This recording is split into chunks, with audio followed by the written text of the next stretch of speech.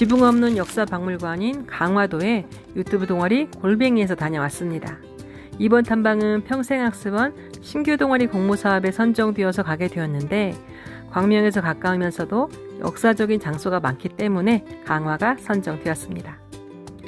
몽골의 침입을 피해 강화도로 천도한 후에 개경으로 돌아갈 때까지 39년 동안 고려의 수도가 되는 등 역사적인 장소이기도 하니까요. 아침 일찍 출발해서 제일 먼저 도착한 곳은 초지진, 초지돈대입니다. 초지진은 강화 해협의 길목에 있어서 군사적으로 매우 중요한 곳인데요. 원래 대대급의 진이 있던 초지진이었습니다. 이곳에서 1866년 병인양요 때는 프랑스 함대와 전투가 있었고 1871년 신미양요 때는 미국 함대의 침략에 필사의 방어전을 전개하다가 일부가 파괴되었는데 1875년 일본 은요 사건 당시에는 초지진이 완전히 무너지게 됩니다.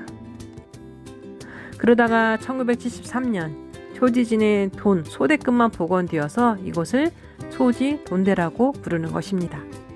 신미양요 당시의 슐레이 미군 대령의 기록이 감동적인데요. 조선 군인은 근대적인 무기를 한 자루도 보유하지 못한 채 노후한 전근대적인 무기를 가지고서 근대적인 화기로 무장한 미군에 대항하여 용감히 싸웠다. 조선군은 그들의 진지를 자수하기 위해 용맹스럽게 싸우다가 모두 전사했다. 아마도 우리는 가족과 국가를 위해 그토록 강력하게 싸우다가 죽은 국민을 다시는 볼 수 없을 것이다. 1656년 초지진을 설치할 때 선비의 기상과 지조를 상징하기 위해 심었다고 추정되는 수령 400년 정도 되는 큰 소나무가 두 그루 서 있는데요. 격전 중에 날아온 포탄 파편 흔적이 남아있다고 해서 눈을 크게 뜨고 찾아보았습니다. 그런가 하면 당시 격전으로 인한 포탄 흔적이 성벽에도 남아있었는데요.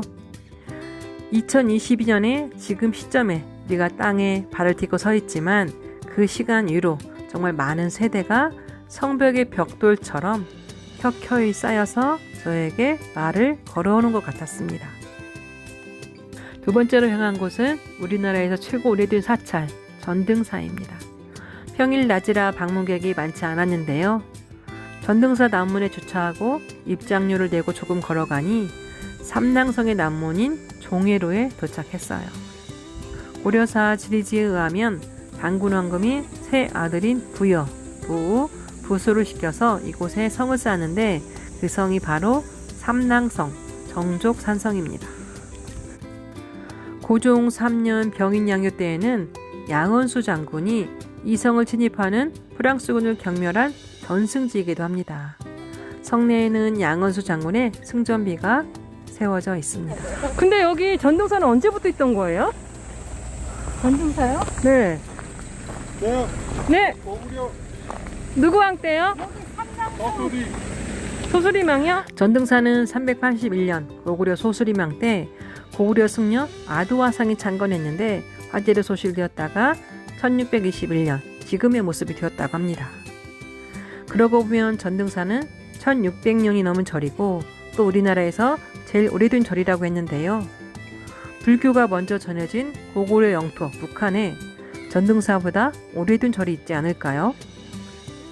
고구려의 불교가 공인된 때는 372년인데요. 375년에 최초의 사찰인 성문사와 이불란사가 고구려에 세워졌지만 지금은 남아있지 않다고 하니까 전등사가 제일 오래된 절 맞습니다. 전등사가 지어지고 3년 뒤에 백제는 불교를 공인하게 되는데 그것은 전등사가 백제의 묵인하에 고구려의 스님이 지었던 절이고 그 시기 민간에서는 이미 불교가 널리 퍼진 것으로 볼 수 있습니다. 전등사의 전등은 불법의 등불을 전한다는 의미입니다. 고려시대의 사찰은 왕실의 안녕을 기원하는 곳으로서 중하게 여겼는데 정화궁주가 절에 대장경과 함께 옥으로 만든 법등을 기증하면서 진종사라는 절 이름을 전등사로 바꾸었다고 합니다. 정화궁주는 17년 동안 충렬왕의 태자로 있었는데 정작 왕비가 되지 못합니다.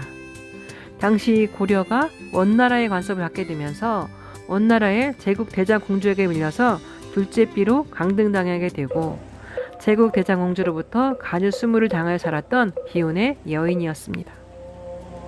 전등사는 정화 공주와 충렬왕이 몽골의 침략을 피해서 강화도에 임시 수도를 꾸렸을 때 혼인한 곳이었는데 정화 공주는 그 슬픔을 달래기 위해서 불교에 마음을 두었고 전등사의 옥등과 대장경을 시주한 것이죠.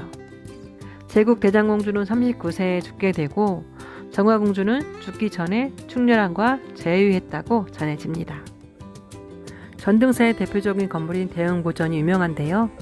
대흥보전을 떠받치고 있는 나부상 때문입니다. 내 모서리 기둥 윗부분에 사람 모습을 조각해 놓았는데 이것은 공사를 맡았던 목수의 재물을 가로챈 주모의 모습이라는 전설이 전해져 내려오고 있습니다. 재물을 잃은 목수가 주모의 나쁜 짓을 경고하고 죄를 씻게 하기 위해 발가벗은 모습을 조각하여 추녀를 바치게 했다는 겁니다. 더 흥미로운 것은 네 곳 중에 한 곳의 처마에는 두 손으로 처마를 받치면서 벌을 받고 있는 모습이 아니라 꾀를 부리듯이 한 손으로만 떠받치고 있는데 전등사에 가시거든 한번 찾아보시죠. 강화 선원사지에서는 몽고의 침략을 물리치기 위해 16년 동안 8만 대장경을 판각했고 강화 정독산 사고지에서는 조선왕조실록을 보관하던 사고인 장사각과 왕실의 족보를 보관하던 선원보각이 있던 곳으로 강화는 기록문화와 유서가 깊은 곳입니다. 조선은 초기부터 조선왕조실록을 춘추관, 충주, 성주, 전주 등 4곳에 보관했습니다.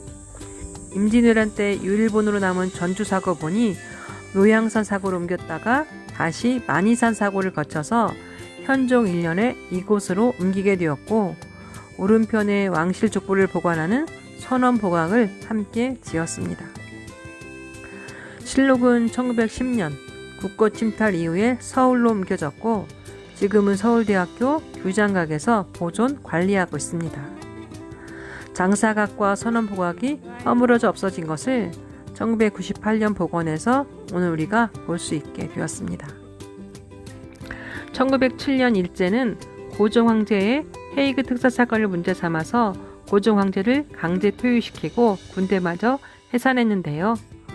전국적으로 해산에 반대하는 무장투쟁이 일어나게 됩니다.